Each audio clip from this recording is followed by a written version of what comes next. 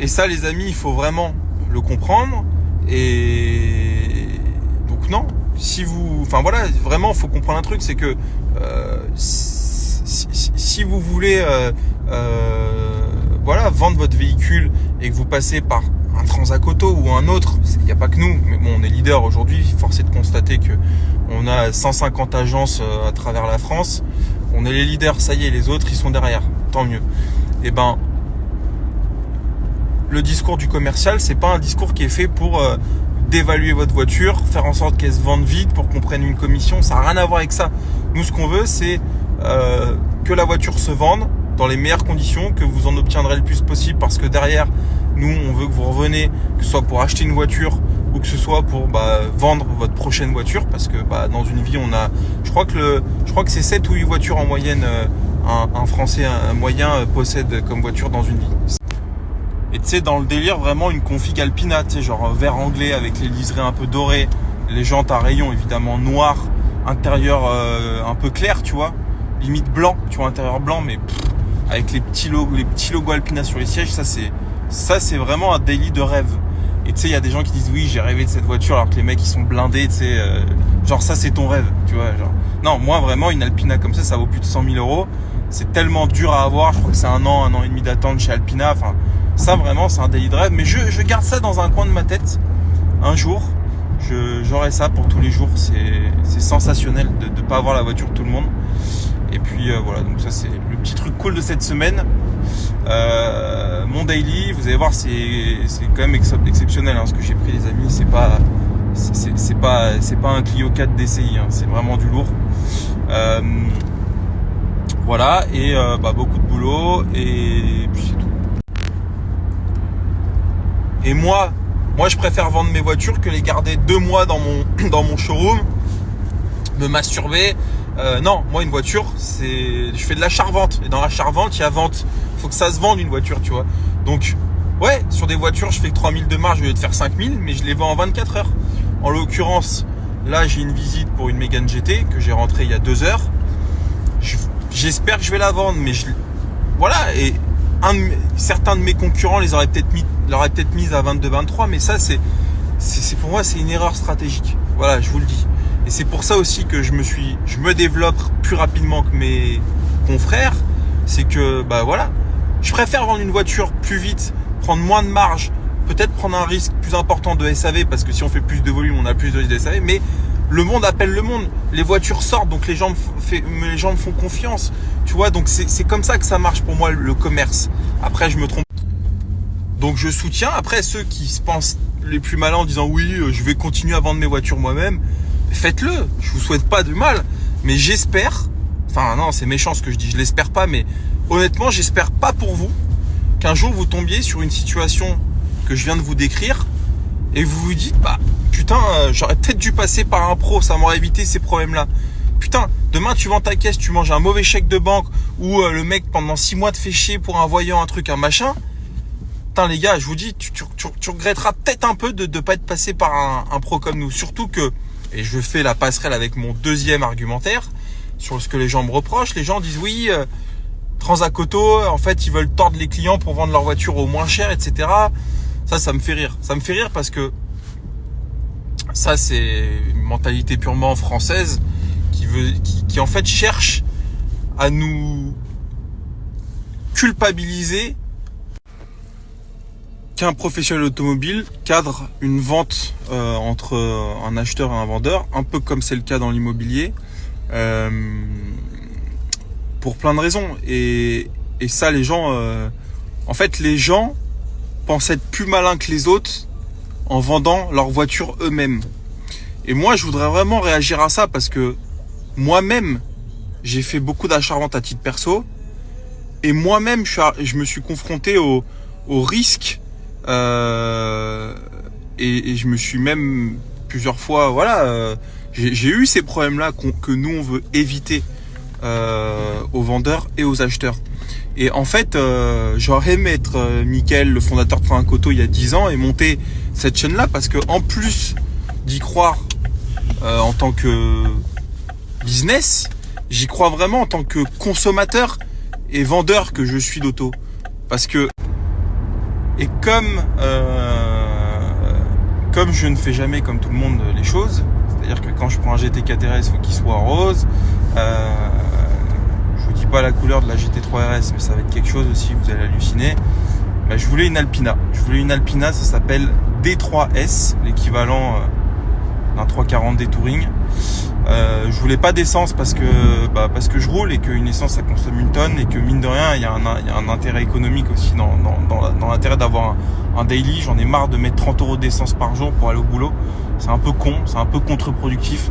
Ça veut dire que je bosse la journée. Déjà, ma première travail limite c'est pour payer le fait que je vienne au travail. C'est complètement con, tu vois. Donc je voulais une D3S. Mais bon, c'est assez compliqué à avoir. Puis j'ai eu cette opportunité dont je vous ai parlé. Mais c'est vrai que ça reste dans un coin de ma tête.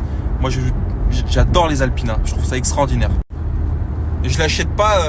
Je vais pas dans un McDo pour faire une transaction comme ça.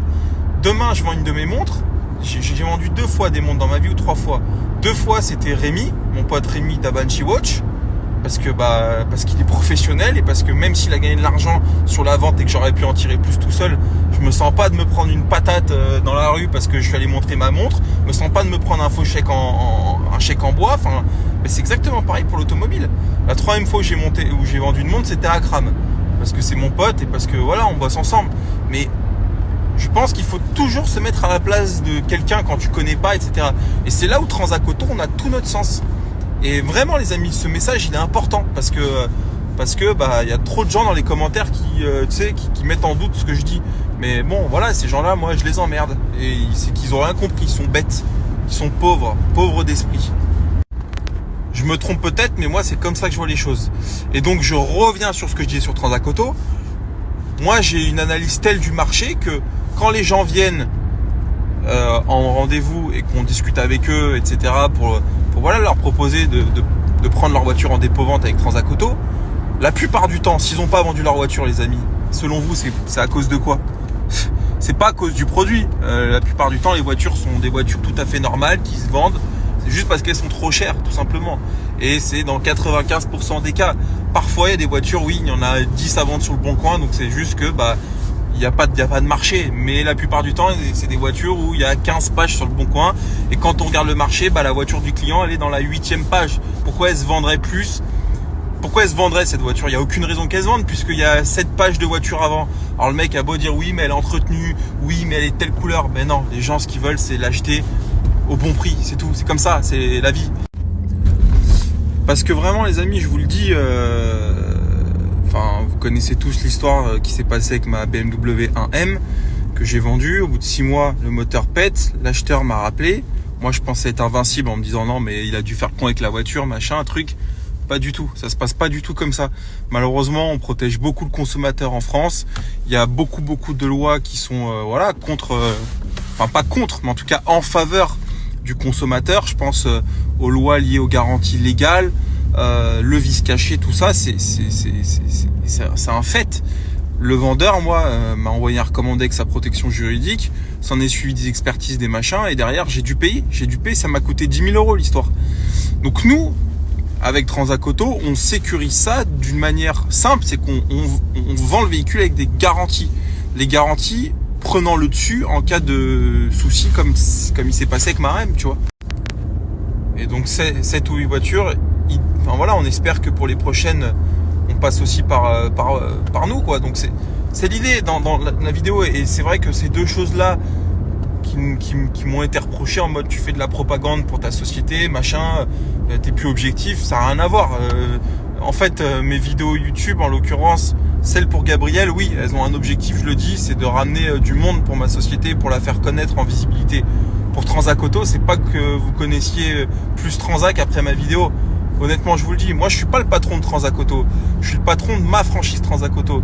Donc en l'occurrence, pour emmener une caisse en dépôt-vente, votre Clio ou votre 208 en dépôt-vente, vous irez pas me voir moi, mais un de mes confrères. Et je gagnerai pas d'argent sur le Transac Auto qui est à Grenoble ou à Nîmes. Non, l'objectif de cette vidéo, c'était de vous présenter le métier d'agent commercial chez Transac Auto, de traiter le sujet et aussi de vous dire pourquoi moi je pense que vraiment ça a une utilité, et je le pense du fond. Mais les amis, que ce soit clair, les abonnés ont beau être les abonnés, moi je suis pas GMK. Il y a peut-être au niveau de GMK ou d'Akram un sentiment de fanatisme qui fait que ouais, peut-être que GMK il pourrait vendre des voitures plus chères parce que c'est GMK et que c'est les siennes. Moi ça n'a rien à voir, hein. Binge Royer c'est pas GMK les gars. Donc Binge Royer au bout d'un moment, même si il a une certaine visibilité sur les réseaux, il vendra pas ses voitures plus chères parce que c'est lui à quelqu'un. Je vous le dis, ça n'a rien à voir. L'intention d'achat, surtout sur les voitures que je vends, elle est aussi indépendante et objective que pour un inconnu. Tu vois ce que je veux dire? Au moment de payer. Je sais pas si vous voyez mon cheminement de pensée. Pourquoi je vends beaucoup de voitures? Il y a deux réelles raisons. C'est que premièrement, je pense que les gens ont compris que j'étais sérieux, j'ai un franc-parler, je suis quelqu'un d'honnête. Et donc, à côté de ça, ça veut dire que je suis quand même quelqu'un de réglo, de honnête, tu vois. Autre problème, et ça m'est pas arrivé à moi, mais c'est arrivé à Thomas, un de mes potes, Thomas le Portugais, que vous connaissez tous, avec qui avait monté le garage avec nous, Gabriel Automobile. Vous connaissez tous Thomas, qui avait une Golf GTD. Thomas, lui, quand il a vendu sa Golf, il s'est fait baiser. Il s'est fait baiser par un mauvais chèque de banque. C'est pour ça que je me plains toujours des chèques de banque, etc. C'est entre autres à cause de l'expérience que Thomas a eue. Bon, ça avec Transact Auto, c'est pas possible.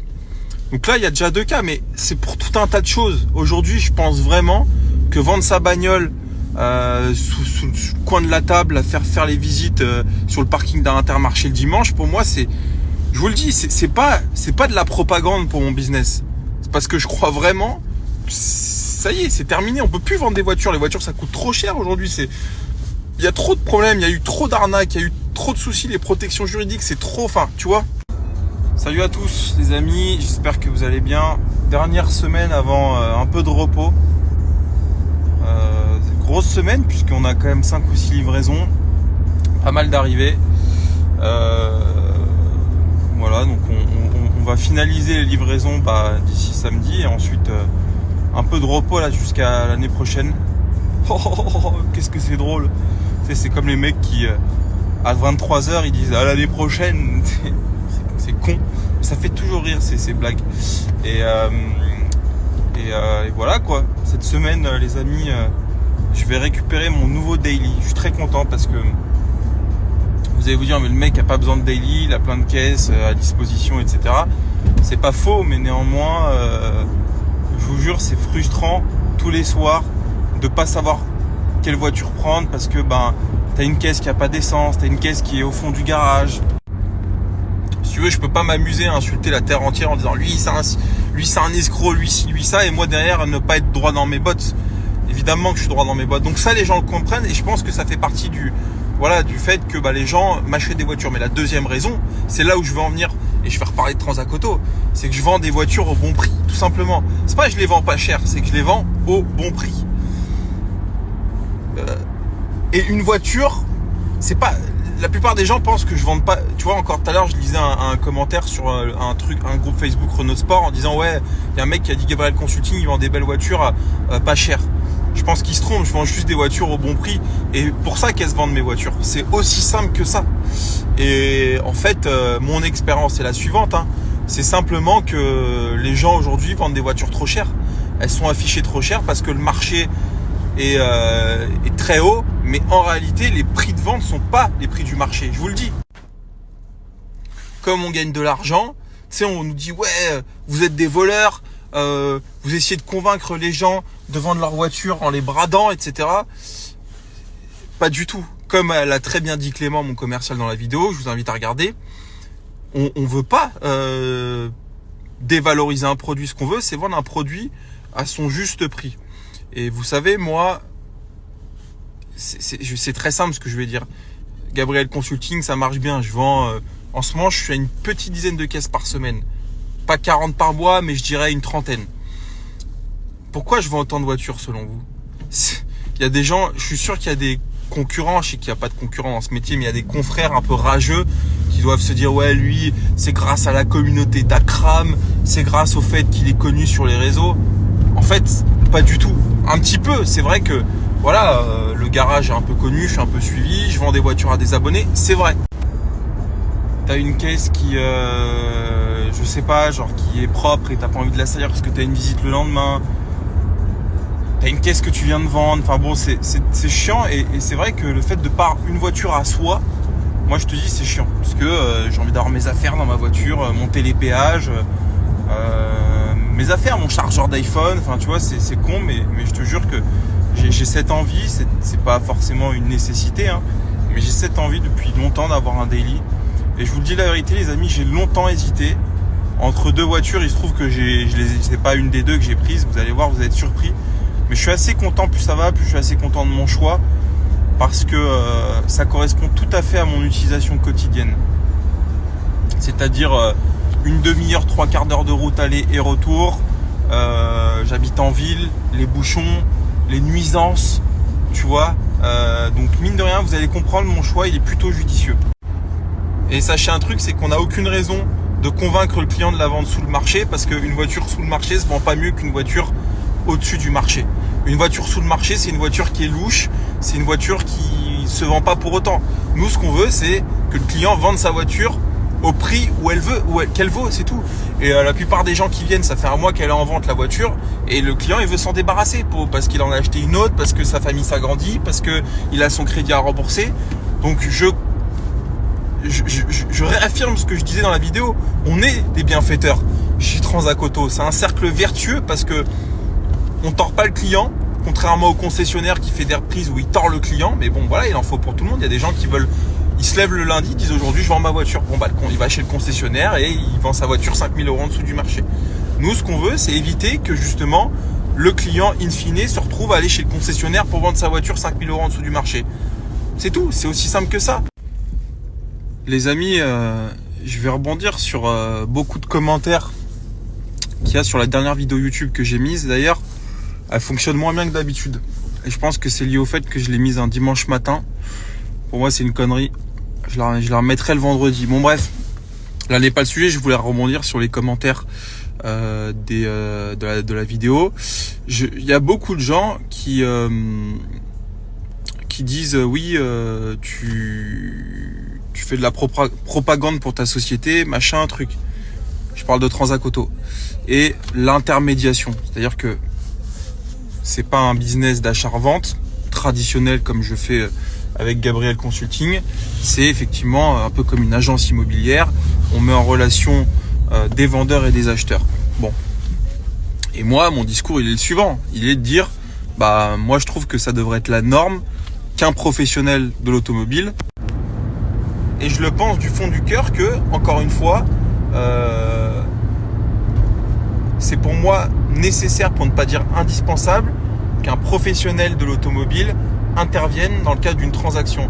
Parce qu'il faut que vous compreniez un truc, les amis, c'est que là, les gens qui me suivent sont la plupart passionnés, ils connaissent tout sur leur voiture, machin, ils regardent sous le capot, truc, machin. Mais la plupart des gens qui viennent, c'est des gens qui en ont rien à foutre des bagnoles. Ils ont acheté une voiture pour aller d'un point A à un point B, pour aller au travail, pour aller en vacances. Et ces gens-là n'ont peut-être pas les armes pour vendre une voiture dans les meilleures conditions, pour sécuriser le paiement, pour faire les visites de manière sécure.